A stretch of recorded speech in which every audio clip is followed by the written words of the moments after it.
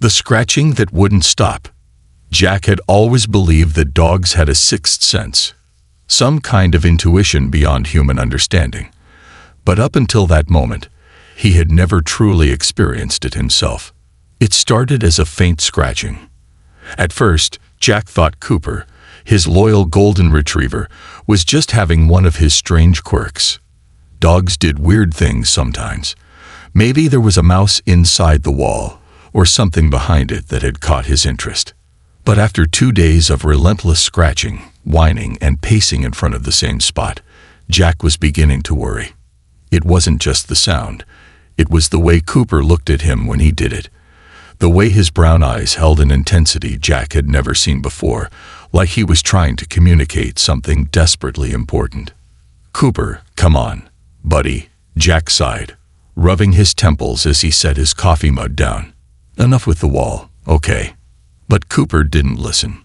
Instead, the dog let out a deep, urgent whimper and threw himself at the drywall again, his claws digging in with frantic determination. Jack's stomach twisted. This wasn't normal. This wasn't a dog playing or acting up. This was something else. Jack ran a hand through his dark hair, staring at the wall, trying to convince himself there was a logical explanation. Maybe an old pipe had burst inside the structure, or some kind of animal had gotten stuck behind it. He had already checked for signs of water damage, rodents, anything that might explain his dog's obsession. But there was nothing. Yet Cooper refused to stop. Jack knelt beside him, gripping the dog's collar lightly and pulling him away. "Buddy, what is it? What are you trying to tell me?"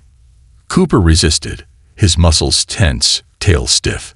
His entire body screamed urgency. Jack pressed his ear against the wall. Silence. Then, a sound. Faint, muffled. A noise so soft that he almost convinced himself he was imagining it. Then it happened again. A quiet, fragile sob. Jack stumbled back, his breath catching in his throat. That wasn't possible. He had lived in this house alone for years. No one else was here. His heart pounded as he pressed his ear to the wall again, this time holding his breath to listen more carefully. A small, choked breath. Someone was crying. Jack shot up so fast, he knocked over his coffee, the liquid spreading across the wooden floor in a dark puddle. He turned to Cooper, his chest tightening. You knew," Jack whispered, his voice barely more than a breath. Cooper barked, a sharp, insistent sound, as if urging Jack to do something. Jack's hands trembled as he reached for the old toolbox sitting on a nearby shelf. He grabbed the crowbar, its weight feeling heavier than usual. He didn't hesitate. With one hard swing, he drove the metal tool into the drywall. A sickening crack echoed through the room as the surface split open. Dust filled the air, making Jack cough as he waved his hand to clear it. Cooper barked louder, jumping beside him, his nose darting forward toward the opening. Jack sucked in a shaky breath. His entire body was frozen in place. Because in that moment, through the jagged hole in the wall, he saw her. A child. A little girl, no older than 7, huddled in a tiny space between the walls. Jack's mind reeled, trying to make sense of what he was seeing. She was real. Thin, pale, her tangled blonde hair fell over her dirt-streaked face, her tiny hands clutching her knees to her chest. She was trembling.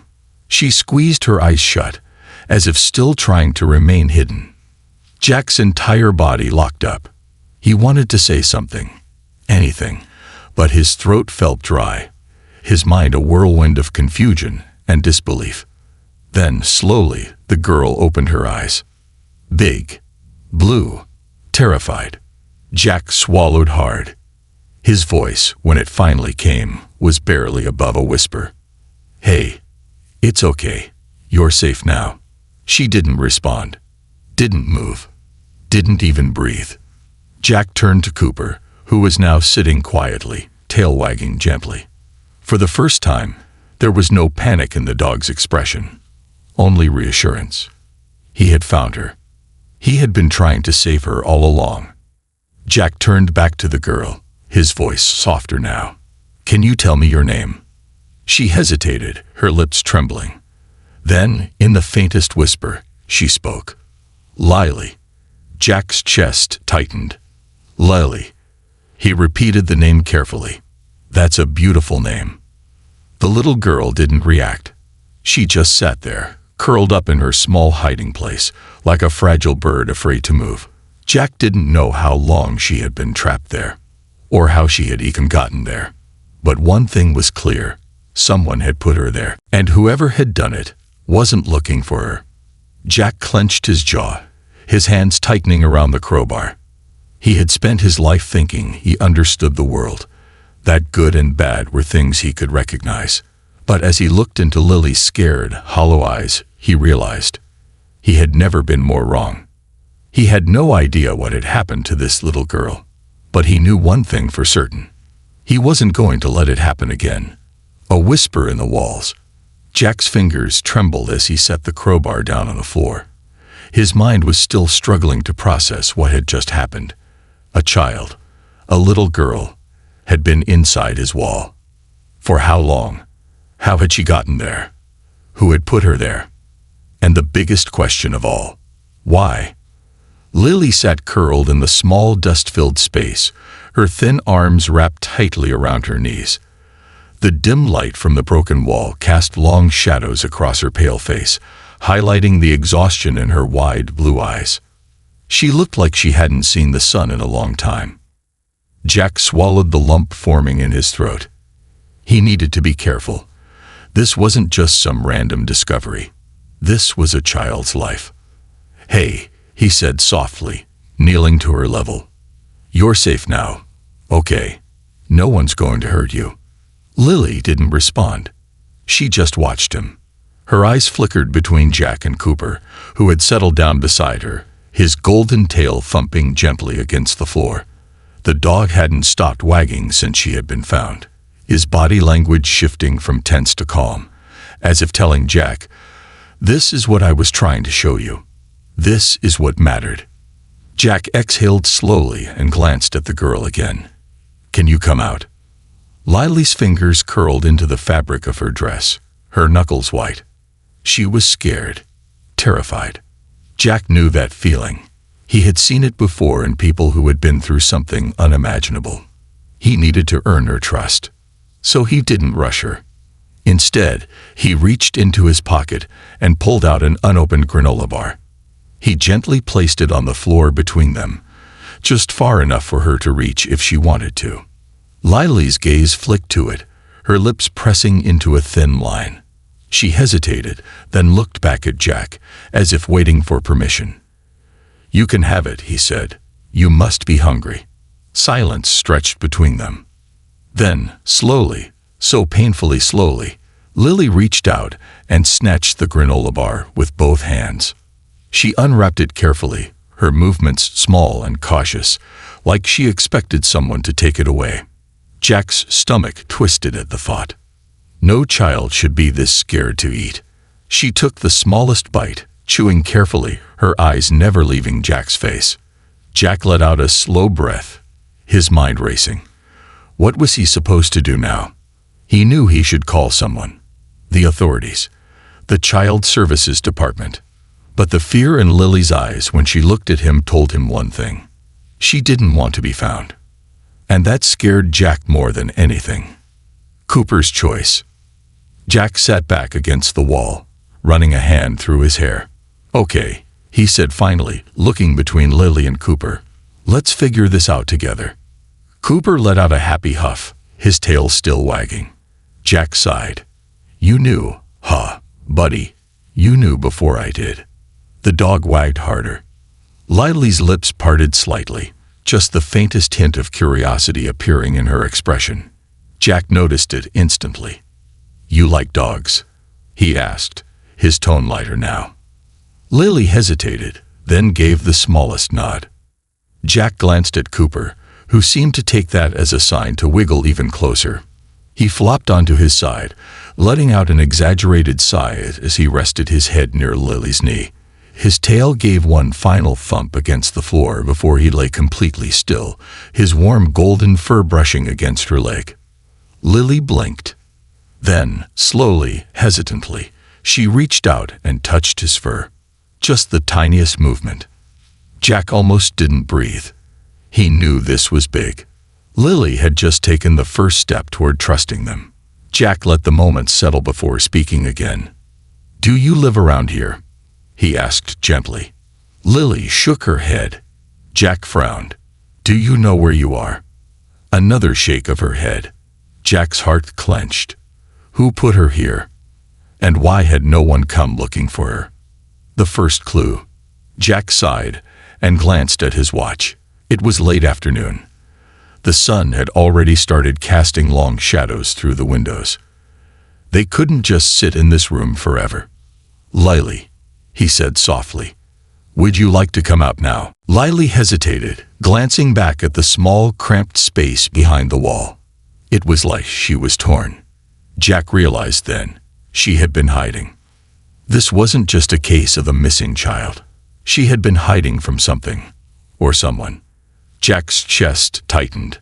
But before he could say anything, Cooper stood up and did something unexpected. He walked over to Lily, nosed her gently, and then walked away from the wall. Then he turned around, sat down, and waited. Jack watched in amazement. Cooper wasn't just sensing her emotions. He was guiding her. Lily's fingers tightened into a fist. Then, slowly, hesitantly, she moved.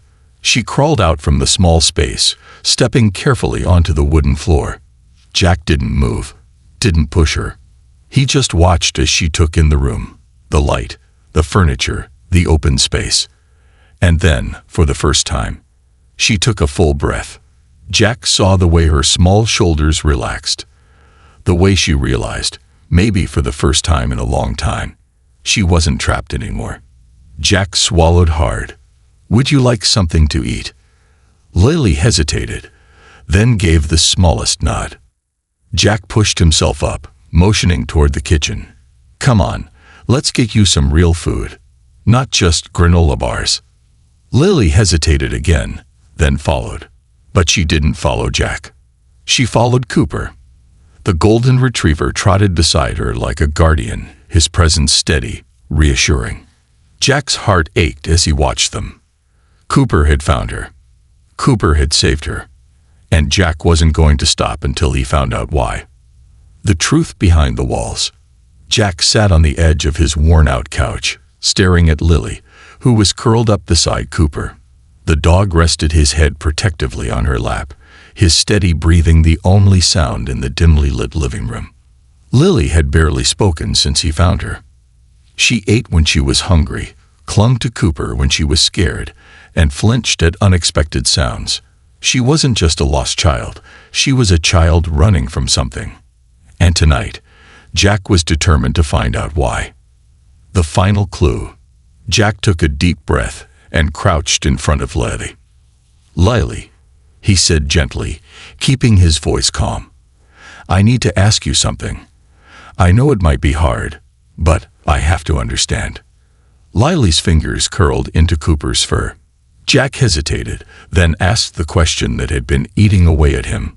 "Who put you in the wall?" Lily stiffened. Jack immediately regretted pushing too hard, but before he could take it back, she spoke, so softly he almost missed it. "The man." Jack felt a chill crawl up his spine. "What man?" Lily's tiny hands gripped Cooper tighter. Her breath was uneven, shaky. "The man in the house," he whispered. "He told me to be quiet. He said I had to stay." Jack's stomach dropped. Someone had put her there. Someone had kept her hidden. But this was Jack's house. The realization hit him like a punch to the gut. "Lily," his voice was barely above a whisper. "When did this happen?" She looked at him then, her blue eyes full of something deeper than fear. She blinked, then whispered, "Before you moved in." Jack's heart slammed against his ribs. He swallowed hard, his mind racing. He had bought this house a year ago. It had been empty for months before that. hadn't it? His fingers curled into his palms as a cold realization settled in. Had Lily been here this entire time, hidden behind the walls? And if so, who was the man that put her there? The house remembers. Jack stood up too fast, his mind spinning. He needed answers. He grabbed his phone and searched through old real estate records, scanning for any mention of the previous owner. There it was, a name, and a police record. Jack's stomach turned as he read it. The previous owner of the house had vanished, gone without a trace. Neighbors reported hearing strange noises at odd hours, but by the time anyone checked, the house was empty. No one had thought to look inside the walls. Jack's breath came in shallow gasps as he turned to Lily. "Lily, where is he now?" She hesitated, then whispered, "I don't know, but he always comes back." Jack's blood ran cold. Cooper's warning. A deep, guttural growl snapped Jack out of his daze. Cooper had risen to his feet, his ears perked, his body stiff. His eyes locked onto something behind Jack. The hairs on the back of Jack's neck stood on end. He turned, slowly. The hallway. Dark. Still. Silent. But something felt off. Jack took a shaky breath. "Lily, do you feel that?" Lily nodded slowly. Jack's grip tightened around his phone. His instincts screamed at him to move. Then, a creak. Soft, deliberate, coming from inside the walls. Jack's body tensed as the noise echoed through the house, followed by the faintest sound of breathing. Not his. Not Lily's. Not Cooper's. Someone else. Jack's mind screamed at him to run, but something inside him snapped. No. This was his house now. And whoever had left Lily inside those walls, whoever had haunted this place for so long, wasn't going to win. Not this time. Jack took a slow, measured breath. He looked at Cooper, who was already standing guard, his stance firm, his growl low. Jack knew one thing for sure. They weren't alone. But this time, they were ready. This concludes the story. Thank you for watching until the end. I hope you found it enjoyable. If you did, please consider liking the video and sharing it with your friends. Don't forget to subscribe to our channel and activate the notification bell for more captivating stories. Have a great day.